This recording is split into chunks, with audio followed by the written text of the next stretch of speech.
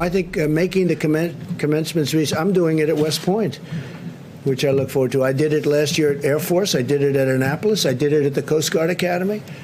And I'm doing it at West Point. And I assume they've got it. And I understand they'll have distancing.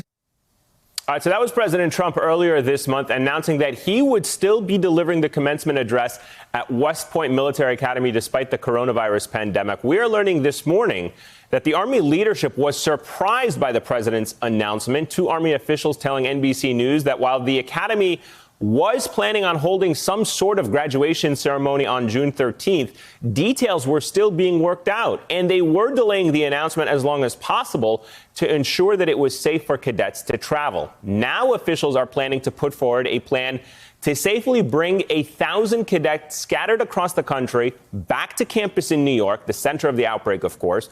And because the president made the announcement before cadets were actually told, parents have been calling the academy furious. Their kids are being forced to travel, even though the academy was always planning on bringing them back to clean out their dorms and have cadets report to Army officer training. Joining me now on the phone, former Secretary of the Army, Luis Caldera, a West Point graduate. Thank you so much. Actually, we have you there on FaceTime, I believe. Thank you so much for joining us. Mr. Caldera, I want to get your thoughts on how all of this has kind of played out, because one of your fellow West Point graduates told the New York Times, cadets are certainly excited about the opportunity to have something like the classic graduation, but everyone is leery about bringing back 1,000 cadets into New York, into the New York area for a ceremony. It's definitely a risk. What are you hearing, sir, from cadets and West Point officials about this decision to hold a ceremony with the president?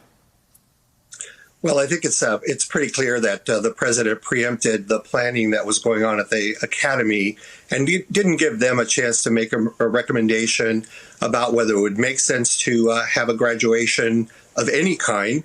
Not less than a week earlier, the Naval Academy had announced that they were going to cancel all traditional graduation ceremonies, that of course they would find a way to graduate and commission the senior class and give them a chance to get onto their military assignments. And here, West Point was still looking at whether it was going to be possible to bring cadets back in a way that was safe for the cadets, safe for the military academy community, which is, of course, more than the cadets. It's the faculty and staff and their families who live in the area. And what was the right thing to do for the Army? Because what's important is getting these young men and women commissioned and into the military so they can go to their basic training and then on to the units that very much need their talents in the force. That's what's important. Yeah. Not having a backdrop for the president to give a speech.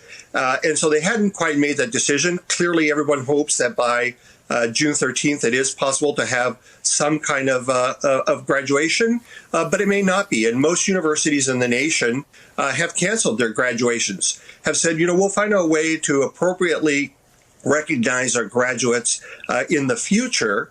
At some point, we'll bring them back together. But what's important right now is to keep them safe. And this is not without risk. Clearly, there's risk to traveling on all the public conveyances people have to use to get back to West Point. And the families are going to want to be there. So, even if they're not allowed to attend the ceremony, this is a time, this is such an important and a moment that it's a time when parents want to be there, grandparents, aunts, uncles, brothers, sisters. All those people aren't just going to stay away. And so you're multiplying many fold risks that at this point are not clear ones that individuals should be taking. The military is still under a no travel order through June 30th. They're going to need an exemption from that. And we're being told that we're going to need social distancing through the summer. Let me ask you really quickly, if I can. Sorry, just because I want to get to one more point really quickly, and that is something you brought up, which is you don't want the military graduation at West Point to be a backdrop for the president. Having seen how he has performed on the national stage every day with these press briefings, are you concerned about that point, that these cadets are being brought back to the West Point Academy for this graduation, which is an honorable moment for them, something they need to celebrate, but at the same time is going to provide a sort of political rally for the president?